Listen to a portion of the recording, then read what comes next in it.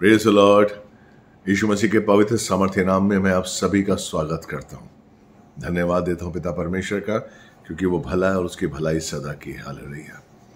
आज मैं जिस विषय पर बात करने के लिए आपके सामने समक्ष उपस्थित हुआ हूँ, ये एक भजनकार की पीड़ा है। हमारे भी जीवन में ऐसे कई क्षण आते हैं, ऐसे कई पल आते हैं जब हम बौखला जाते हैं, जब हम हताश हो जाते हैं, जब हम समझते हैं कि हमारे जीवन में अंधकार आ गया है, जब हम समझते हैं कि हमारा कुछ नहीं हो सकता है, कुछ नहीं है, कोई नहीं है जो हमारी भलाई कर सकता है, कोई नहीं है जो हमें बचा सकता है। ऐसी ऐसी सिचुएशंस हमारे जीवन में आती हैं, ऐसी ऐसी परिस्थितियां हमारे जीवन में आती हैं कि हम भौचक्के हो जाते हैं। हम भौचक्के हो जाते हैं कि क्या करें। लेकिन यहाँ पर दाऊद ने जो ये भजन लिखा है, भजन 69, भजन संहिता 69 को मैं आज आपके बारे में कुछ वचनों के द्वारा आपको ब्रीफ के संग बताऊंगा कि दाऊद उस समय कितना कष्ट में था। दाऊद समझ रहा था कि उसका सब कुछ खत्म हो चुका है। जैसे शाऊल उसके पीछे था, बिना बताए, उसने कुछ नहीं किया था। दाऊद कहता है कि मैंने क्या किया है, मैंने तेरी सहायता की थी, मैं तेरी सेवा करना चाहता हूं, मैं तेरी सेवा करता हूं, लेकिन मैंने क्या किया है। और यही वो इस भजन में परमेश्वर से कहता है। अगर हम पढ़ेंगे आपका भजन संहिता 69 का 4वां वचन पढ़ेंगे तो आपको पता चलेगा कि दाऊद की पीड़ा क्या है और वो क्या चाह रहा है। और इसी पीड़ा में कहीं ना कहीं मेरे भाई मेरी बहन हम लोग भी हैं, हम लोग भी शामिल हैं। कभी कभी हमारे जीवन में ऐसी परिस्थिति आती है, कभी कभी हमारे जीवन में ऐसी स्थिति आ जाती है कि हम समझते हैं कि हम क्या करें।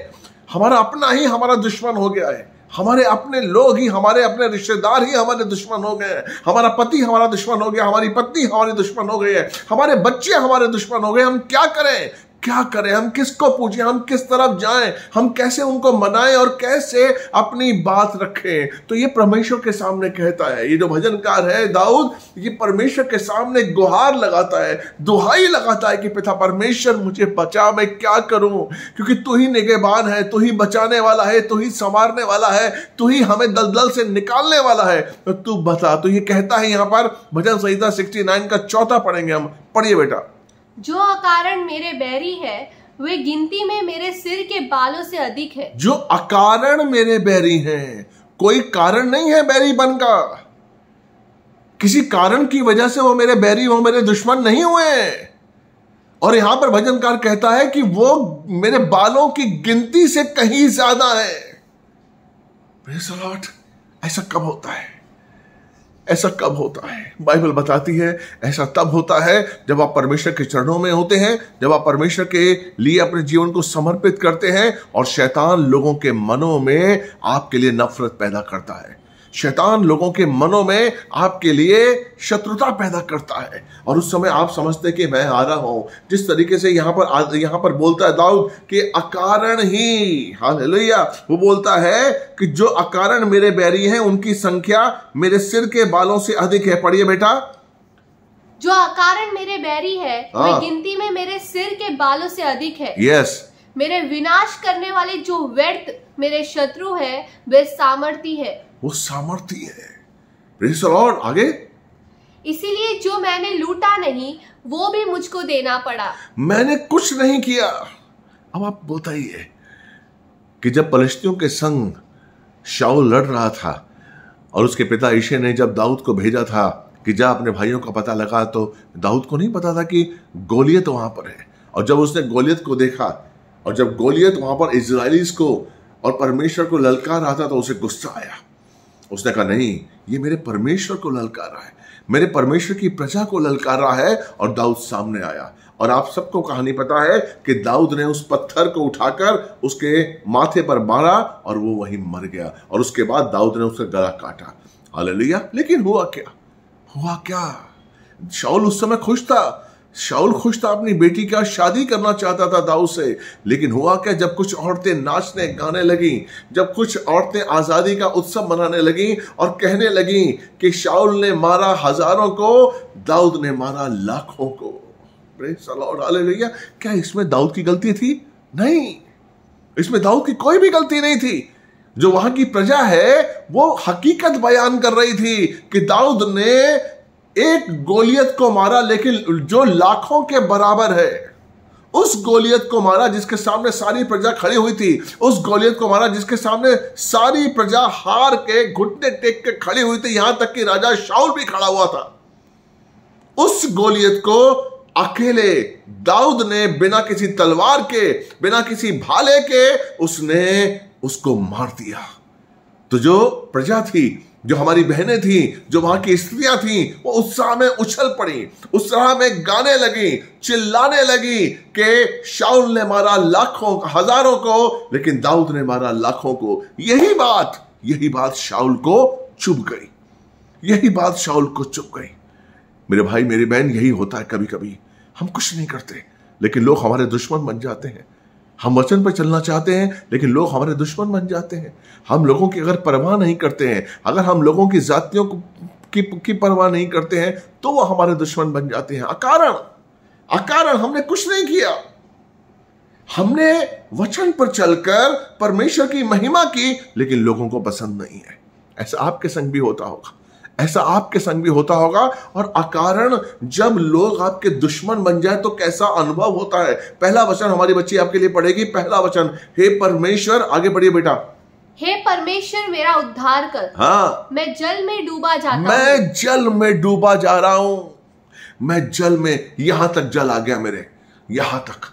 अब वो जो जल है वो बढ़ता ही जा रहा है। Praise Lord. अगर मेरे भाई मेरी बहन आपके साथ, आपके जीवन में कभी ऐसा होता है और आपको लगता है कि अब मेरा जो जल है, अब जो मुसीबत है वो ऊपर तक आ गई है, अब जो संकट है वो ऊपर तक आ गया है, अब कोई नहीं हटा सकता, अब कोई नहीं निकाल सकता है। अगर आपको ऐसा लगता है मेरे भाई मेरी बहन, तो प्रभु है आपके लिए, यीशु है आपके लिए, यहोवा है आपके लिए। वो आपको बचाएगा, वो आपको आगे बढ़ाएगा, वो आपको जल से निकालेगा। दूसरा वचन क्या कहता है? मैं बड़े दलदल में धंसा जाता हूँ और मेरे पैर कहीं नहीं रुकते। मेरे पास कोई आधार नहीं है। लेकिन मेरे भाई मेरी बहन, अगर आप दलदल में फंस रहे हैं, अगर मेरे भाई मेरी बहन आप नीचे जा रहे हैं, अगर आप मेरे भाई मेरी बहन आपके दुश्मन आपको खींच रहे हैं, तो मैं आपको याद दिला दूं कि आपका कोई आधार आपको लगे ना लगे, लेकिन एक आधार आपका है और वो है यीशु मसीह। एक आधार आपका है और वो है परमेश्वर, जिसने अपने इकलौते पुत्र का बलिदान दिया है। वो है आपके लिए, वो है आपको बचाने के लिए, वो है आपको सुख देने के लिए, वो है आपको सुरक्षा देने के लिए, वो है आपको अपना हाथ देने के लिए, ताकि वो आपको खींचकर निकाल सके। आपको याद है जब आप वाकई दलदल में थे? आपको याद है 40:2, अगर हम पढ़ेंगे भजन संहिता 40:2, आप वाकई हम एक बार दलदल में थे, वाकई हम कीचड़ में फंसे हुए थे, लेकिन परमेश्वर ने हम पर दया की यीशु मसीह के द्वारा, और उसने हमें निकाला। पढ़िए बेटा भजन संहिता 40:2। उसने मुझे सत्यानाश के गड्ढे और दलदल की कीच में से उबारा और मुझको चट्टान पर खड़ा करके मेरे पैरों को दृढ़ किया है। आमीन। वही है जिसने मुझे सत्यानाश के गड्ढे में से निकाला, वही है जिसने मुझे दलदल की कीचड़ में से निकालकर पत्थर में स्थिर कर दिया, चट्टान पर स्थिर कर दिया। और वो चट्टान और कोई नहीं, यीशु मसीह मेरे पैरों को स्थिर कर चुका है। लेकिन उसके बाद भी कई बार अकारण लोग मेरे शत्रु बन जाते हैं, कई बार लोग मुझसे बैर करने लग जाते हैं। मेरे भाई मेरी बहन, अगर आपके जीवन में दाऊद की तरह ऐसा कोई समस्या आ रही है, ऐसी कोई विकट स्थिति पैदा हो रही है, तो मेरे भाई मेरी बहन, हम मत डरिए। यहां दाऊद कहता है कि मैं फंस चुका हूं, यहां दाऊद कहता है कि मैं उलझा हुआ हूं, यहां दाऊद कहता है कि मुझे अपने ही मार रहे हैं। इसलिए मेरे भाई मेरी बहन, वो प्रभु के पास जाता है, लेकिन प्रभु के पास जाने से पहले वो उपवास कर रहा है। मेरे भाई, मैं आपको सच बता रहा हूं, आपके जो शत्रु हैं वो क्यों पैदा होते हैं? यहाँ भजन संहिता 69 में 69 में यहाँ दाऊद साफ साफ बताता है कि जो लोग दुश्मन बनते हैं, जो लोग बैरी बनते हैं, वो क्यों बनते हैं? आपको पता है, जब आप प्रभु का नाम लेते हैं उनको अच्छा नहीं लगता, जब आप उसकी महिमा करते हैं तो उनको अच्छा नहीं लगता। ये होता होगा आपके साथ, ये दाऊद के संग हुआ था। जब आप बार बार कहते हैं कि यहोवा मेरा चरवाहा है, मुझे कोई घटी नहीं होगी, लोग जलते होंगे, लोग हंसते होंगे कि यहोवा आपका चरवाहा है, अच्छा। और फिर आपको किसी मुसीबत में देखते होंगे तो लोग आपका मजाक उड़ाते होंगे कि यहोवा आपका चरवाहा है, और आप तो कह रहे थे कोई घटी नहीं होगी, तो फिर घटी कैसे है? Praise the Lord. यहां पर देखिए 10वां वचन कैसा कहता है, जब दाऊद परमेश्वर को प्यार करने के लिए, दाऊद उसको अपना बनाने के लिए, दाऊद जब उसका धन्यवाद देने के लिए उपवास रखता है, उसके करीब जाने के लिए, अपने आप को दीन और नम्र बनाने के लिए जब उपवास करते हैं तो लोग उसकी निंदा करते हैं। क्या कहता है 10वां वचन, पढ़िए बेटा। जब मैं रोकर और उपवास करके दुख उठाता था तब उससे भी मेरी नाम धराई ही हुई। आमीन, हालेलुया। देखिए, उससे भी मेरी नाम धराई हुई जब मैं रोकर, क्योंकि कौन है, किसके पास जाए। दाऊद जानता था कि एक ही नाम है और वो यहोवा। दाऊद जानता था कि सिर्फ मुझे जाना है तो यहोवा के पास। शाऊल मेरे पीछे है, दुनिया मेरे पीछे है, शैतान मेरे पीछे है, सैनिक मेरे पीछे है, मेरे दुश्मन मेरे पीछे है, लेकिन मुझे जाना किसके पास है? परमेश्वर के पास जाना है, यहोवा के पास जाना है। वही मुझे बचाएगा, वही मुझे छुटकारा देगा, वही मेरे हाथों को पकड़कर अपने संग लेके चलेगा। वही है जो मेरा निगहबान है। लेकिन जब वो रोकर उपवास करता है तो लोग उसकी निंदा करते हैं, लोग उसकी निंदा करते हैं मेरे साथ। हालेलुया। लोगों को पसंद नहीं है, लोग नहीं समझते।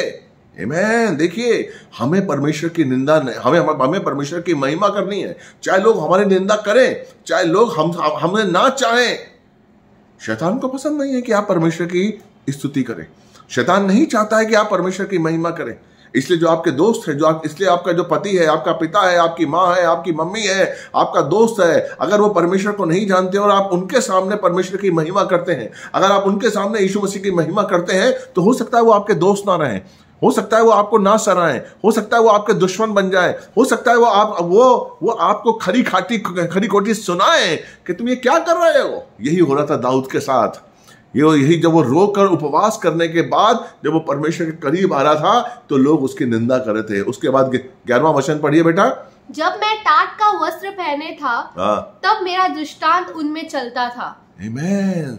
जब मैं टाट का वस्त्र पहनकर, अपने राष्ट्रीय वस्त्र उतारकर, अपने सुख को उतारकर, जब मैं दुख में रहता था, ताकि मैं परमेश्वर के सामने दीन बनूं, ताकि मैं परमेश्वर के सामने विनम्र बनूं, ताकि मैं परमेश्वर को और जानूं, तब भी लोग खुश नहीं थे।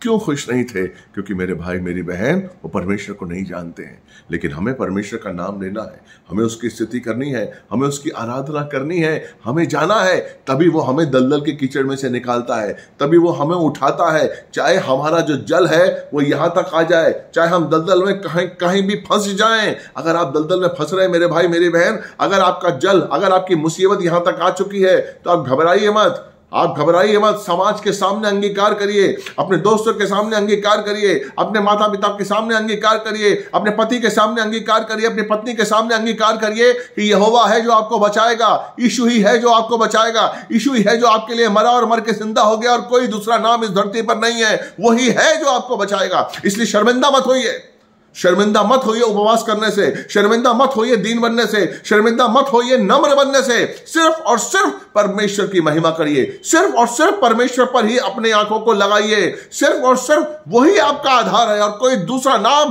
कोई दूसरा व्यक्ति, कोई दूसरी शक्ति आपका आधार नहीं है, क्योंकि वही बचाने वाला है मेरे भाई मेरी बहन, वही बुद्धि देने वाला है, वही आपको समझ देने वाला है, दलदल की कीचड़ में से निकालने वाला है। हालेलुया। अगर आपको याद होगा यूसुफ किस तरीके से, एक मासूम बच्चा था, 17 साल का यूसुफ, मासूम बच्चा, जो उसके पिता ने एक अंग रखा उसको सिलवा दिया था। हालेलुया। वो घूमता था, खेलता था, गाता था। Praise the Lord. उसकी मां नहीं थी, उसका बाप था याकूब, खेलता था और वो सपने देखता था। परमेश्वर ने उसे सपने दिखाए थे कि एक बार सपना आएगा कि चांद सितारे तेरे सामने नतमस्तक करेंगे। Praise the lord. वो उमंग से भरा हुआ, उत्साह से भरा हुआ, उसे नहीं पता था कि मेरे सपने बताने से मेरे भाई नाराज हो जाएंगे। उसे नहीं पता था कि मेरे स्वप्न बताने से अकारण ही मेरे भाई मेरे दुश्मन बन जाएंगे। उसे नहीं पता था। लेकिन हुआ ये, जब दोतान में वो ढूंढने के लिए गया अपने भाइयों को, तो उसके भाइयों ने उसे अकेला पाकर उसे खत्म करने की कोशिश की। क्यों? क्योंकि यहोवा उसके साथ था, क्योंकि यहोवा ने उसे स्वप्न दिखाए थे, क्योंकि यहोवा उसकी परवाह करता था। हालेलुया। ये भाइयों को पसंद नहीं था। भाई अकारण उसके दुश्मन बन गए और आपस में उन्होंने सलाह की कि हम इसको मार देते हैं, हम इसको मार देते हैं। रूबेन ने बीच में आकर उनके बीच में पढ़कर कहा कि नहीं, हम इसे मानेंगे नहीं, ये हमारा एक खून है, हम इसे मारेंगे नहीं। और आप फिर जानते हैं किस तरीके से उन्होंने उसे गड्ढे में फेंक दिया, और जब वहां से फलिश्तीन जा रहे थे तो उन्होंने उसको बेच दिया। बेच दिया किसने? उसके भाइयों ने, जिससे उसको उम्मीद थी क्या? याकूब ने यूसुफ को भेजा था कि जाकर अपने भाइयों की सकुशलता पता करके आ कि तेरे भाई कुशल हैं कि नहीं है। इस लॉर्ड, कभी कोई ऐसा भाई किसी के लिए करता है अकारण ही? लेकिन हो रहा है मेरे भाई, आजकल हो रहा है। हो सकता है आपके अपने आपके दुश्मन बन गए हो सकता है आपके अपनों से आपको खतरा हो सकता है आपके अपने ही आपको ना समझते हो सकता है आपके अपने ही आपसे प्रेम ना करते हो सकता है आप एक घर में रहते हो लेकिन एक घर में आप अलग अलग रहते हैं। आप अपने दिल की बात कह नहीं सकते, आप अपने मन की बात कह नहीं सकते। हो सकता है आपकी पत्नी आपको नहीं समझती, आपका पति आपको नहीं समझता। मेरे भाई मेरी बहन, अकारण ही वो आपके दुश्मन बन गए। विश्वास करिए, उन लोगों में कोई खोट नहीं है, उन लोगों में कोई खोट नहीं है जो आपके दुश्मन बने, उनमें कोई खोट नहीं है। उनके अंदर शैतान है, उनके अंदर शैतान है। याद है उत्पत्ति 45 के 5 में जब वो लोग उसके भाई आए थे, वहां पर मिस्र में आए थे, तो यूसुफ ने क्या कहा था कि तुम लोग चिंता मत करो, तुम लोग मत घबराओ, ये तुमने नहीं किया है। आज से 20 साल पहले तुमने मुझे नहीं बेचा था, मैंने बेचा था। पढ़िए बेटा, अगर आपको मिल गया है। अब तुम लोग मत पछताओ, हाँ। और तुमने जो मुझे यहाँ बेच डाला इससे उदास मत हो, क्योंकि परमेश्वर ने तुम्हारे प्राणों को बचाने के लिए मुझे तुम्हारे आगे भेज दिया है। आमीन। यूसुफ समझता है, जब आप परमेश्वर के साथ होंगे ना मेरे भाई, जब आप परमेश्वर को, उसकी उपस्थिति को, उसकी महिमा को आप जब जीवन में करते रहेंगे, जब आप सबसे पहले अंगीकार उसको करेंगे परमेश्वर को, जब अपने जीवन में पहला स्थान आप परमेश्वर को देंगे, तो आप परमेश्वर की मन की बातों को जान पाएंगे। परमेश्वर की आत्मा आपको बताएगी कि उसके मन में क्या है।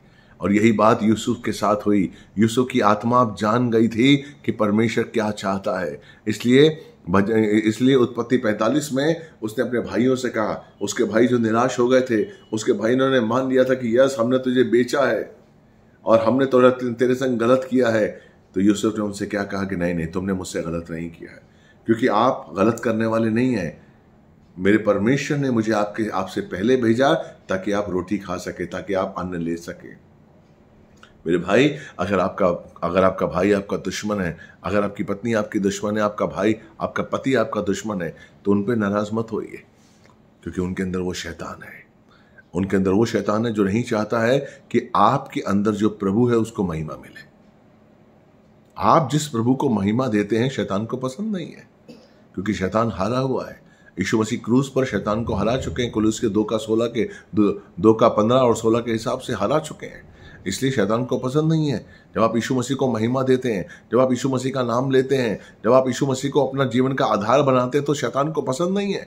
और इसलिए शैतान जो है वो किसी ना किसी रूप में, किसी जो आपका भाई, आपकी बहन, आपके रिश्तेदारों के अंदर एक कमजोर जो होते हैं उनके अंदर आकर उनके द्वारा वो आपका दुश्मन बन जाता है, उनको आपका दुश्मन बनाता है। अकारण आपने कुछ भी नहीं किया, लेकिन आप उसके दुश्मन बन गए। यहां दाऊद यही कह रहा है कि मेरे दुश्मन अकारण बन गए हैं। इसलिए वो क्या कहता है, 13वां वचन क्या कहता है कि मैं तुझे कब पूजूंगा। देखिए, हमें परमेश्वर को कब पूजना चाहिए, हमें परमेश्वर को कब प्रसन्न करना चाहिए। जल्दी पढ़िए बेटा। परंतु हे यहोवा, मेरी प्रार्थना तो तेरी प्रसन्नता के समय में हो रही है। Praise the Lord. क्योंकि मैं खुश हूं, मुझे विश्वास है कि तू मेरे साथ है, क्योंकि मेरी प्रार्थना तेरी प्रसन्नता के समय हो रही है। प्रभु पता कब प्रसन्न होता है? जब आप उसको समझने लगते हैं, जब आप उसके प्रेम को समझने लगते हैं, जब आप उसकी योजनाओं को जानने लगते हैं, जब आप सिर्फ और सिर्फ परमेश्वर को ही अपने जीवन का पहला स्थान देते हैं। पता है, परमेश्वर तब प्रसन्न होता है जब आप अपने जीवन का आधार पवित्रता मानते हैं, जब आप उसकी धार्मिकता के अनुसार चलते हैं, जब आप उसे अपना पिता मानते हैं, और वाकई में जब आप उस पर आश्रित होकर उसके चरणों में आते हैं, चाहे दुनिया आपके पीछे हो, चाहे आग आपके पीछे हो, लेकिन आप उसकी जय जयकार करते हैं, जैसे शद्रक मेशक अबेदनगो ने की थी। दानियल नबी की पुस्तक उसका 3 अध्याय और 18वां वचन क्या कहता है कि जब नबूकदनेस्सर ने एक मूर्ति बनाई और ऐलान किया कि जो कोई राज्य में इस मूर्ति के सामने नमन नहीं करेगा उसको आग की भट्टी में डाल दिया जाएगा। शद्रक मेशक अबेदनगो उनके साथ थे। शद्रक मेशक अबेदनगो वहां पर उसके राज्य में काम करते थे, एक अच्छे पद पर थे, लेकिन उससे जलने वाले बहुत लोग थे। और जब राजा से उन्होंने कहा कि देखिए शद्रक मेशक अबेदनगो ये नमन नहीं करते हैं, ये अपने परमेश्वर को नमन करते हैं, अकारण ही उनके दुश्मन बन गए थे। तो नबूकदनेस्सर ने कहा था कि शद्रक मेशक अबेदनगो तुम उसको नमन करो। उसने कहा नहीं, हम उसको नमन नहीं करेंगे राजा, हम उसको नमन नहीं करेंगे, क्योंकि वो हमारा परमेश्वर है और वो हमें बचाएगा। लेकिन अगर वो हमें नहीं भी बचाएगा तब भी वो हमारा परमेश्वर है। हालेलुया। आपको पता है मेरे भाई मेरी बहन, शद्रक मेशक अबेदनगो जब बेबीलोन में आए थे तो उनकी उम्र 16 साल की थी। और जब ये वाक्या हुआ, यानी कि नबूकदनेस्सर ने जब उस मूर्ति को रखा, सोने की मूर्ति बनाई, 3 अध्याय दानियल का 3 अध्याय, जब ये वाक्या हुआ कि उनको आग की भट्टी में डाल दिया जाए, आपको पता है ये 20 साल के बाद हुआ। यानी कि इस समय शद्रक मेशक अबेदनगो 36 साल के थे और इन 20 सालों में परमेश्वर ने उनसे बात नहीं की थी। कहीं हम दानियल में नहीं पढ़ते कि उनसे परमेश्वर ने उनसे कोई बात की, कोई शाबाशी दी। लेकिन शद्रक मेशक अबेदनगो जब 16 साल के थे, उससे पहले से अब तक वो हर रोज परमेश्वर का धन्यवाद देते थे, वो हर रोज परमेश्वर की महिमा करते थे, वो हर रोज महसूस करते थे कि मेरा यीशु, मेरा प्रभु मेरे साथ है। वो हर रोज महसूस करते थे कि मेरे यीशु ने मेरे लिए लहू बहाया है। वो हर रोज महसूस करते थे कि यीशु ने किस तरीके से उन्हें आजाद किया है, कैसे अपनी पवित्रता दी है, कैसे हमारे पापों को अपने ऊपर लिया है, कैसे उसने हमारे लिए पश्चाताप किया है। हाथों और पैरों में कीलें चुभवा कर जो यीशु ने दर्द सहा है, वो उसको रोज याद करते थे, वो रोज महसूस करते थे, वो रोज धन्यवाद देते थे परमेश्वर का। और इसीलिए उस 20 साल में उनका विश्वास बढ़ता गया, उनका प्यार बढ़ता गया, कभी कम नहीं हुआ। और इसीलिए जब 7 गुना आग उनके सामने थी, तब भी उनके मुंह से परमेश्वर का नाम हो रहा था, यीशु की जय जयकार हो रही थी। हालेलुया। वो डरे नहीं, क्योंकि उन्होंने संबंध बना के रखा था। ये नहीं कि परमेश्वर आपके जीवन में काम कर रहा है तो ही आप परमेश्वर के हैं। परमेश्वर कर चुका है काम। 2000 साल पहले परमेश्वर अपने इकलौते पुत्र को मेरे लिए बलिदान कर चुका है। 2020 साल पहले परमेश्वर ने अपने इकलौते यीशु मसीह को मेरे लिए बलिदान किया है, मुझे पापों से बचा लिया है, मुझे स्वर्ग का अधिकारी बनाया है। Praise the Lord. अब हमारा काम क्या है? उसके बने रहना मेरे भाई, सिर्फ उसके बने रहना, उसको धन्यवाद देते हुए महसूस करते रहना कि हम उसके हैं, वो मेरा है। व्यक्तिगत रूप से हमें उसका धन्यवाद देना है, व्यक्तिगत रूप से हमें उसको अपनाना है। तभी हम उसके सामर्थ्य को महसूस कर पाएंगे, तभी हम उसकी शक्ति को महसूस कर पाएंगे, तभी हम उसकी पवित्रता को महसूस कर पाएंगे। Praise the Lord. और तब हम विजयी होंगे, क्योंकि आप जानते हैं कि जैसे ही नबूकदनेस्सर को पता लगा कि ये लोग नहीं मानेंगे, उन्होंने अपने सैनिकों को आज्ञा दी कि सैनिक जाओ। और सैनिकों ने नबूकदनेस्सर के हाथ बांधे, पैर बांधे और उन्हें उस 7 गुना जलती हुई भट्टी में फेंक दिया। आपको पता है, उन सैनिकों ने एक गलती की, वो शद्रक मेशक अबेदनगो के मुंह बांधना भूल गए और उसी मुंह से वो अंगीकार कर रहे थे प्रभु का। उसी उसी मुंह से वो सबके सामने जय जयकार कर रहे थे कि मेरा यीशु महान है, मेरा प्रभु महान है। और जब वो धन्यवाद देते हुए, उसकी महिमा गाते हुए, जब वो तीनों उस धधकती भट्टी के अंदर गए, तो नबूकदनेस्सर ने देखा कि उस भट्टी में 3 नहीं लेकिन 4 थे। 4, और एक तो देवता स्वरूप था, देव सम। Praise the lord. वो देख रहा था ये कौन है, हमने भेजे 3 थे, ये 4 कहां से आ गए। हेलो, क्योंकि वहां था परमेश्वर प्रकट हुआ, यीशु प्रकट हुआ। उसने बताया कि अगर तू मेरी महिमा करेगा, अगर तू नहीं डरेगा, तो मैं तुझे दलदल से निकालूंगा। अगर तेरी कठिनाई, तेरी समस्या अगर ऊपर तक आ गई है और तू मेरा नाम लेता रहेगा, तो मैं तुझे वहां से निकालूंगा। वहां से निकालने के लिए सक्षम हूं मैं। तू कहीं भी जाएगा, मैं तेरे साथ हूं। Praise the Lord.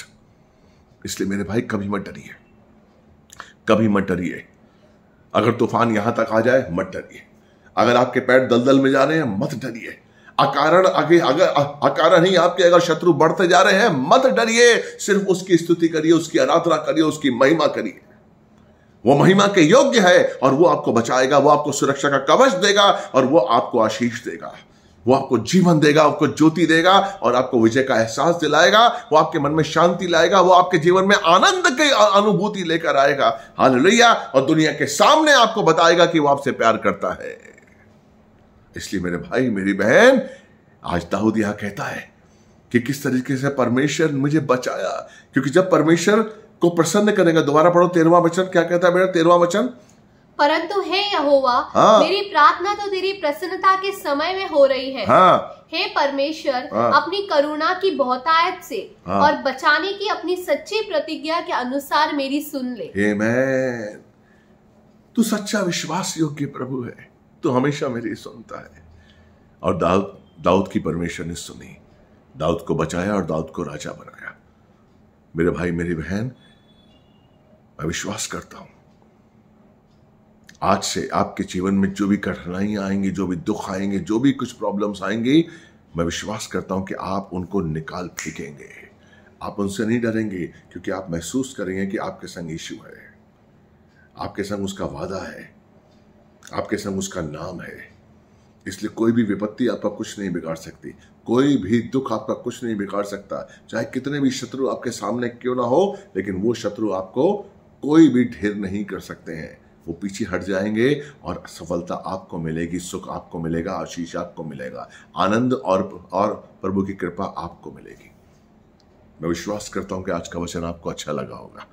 अगर अच्छा लगा है तो प्लीज कमेंट करिए और इस वचन को दूसरों तक पहुंचाइए मेरे भाई, मेरी बहन, ताकि दूसरे लोग जो कर्ज में डूबे हुए हैं, जो दुख में डूबे हुए हैं, जो दलदल में फंस रहे हैं, वो आज कम से कम निकल सके, वो निकल सके। उनके लिए एक राह है, उनके लिए उपाय है, और वो उपाय है यीशु।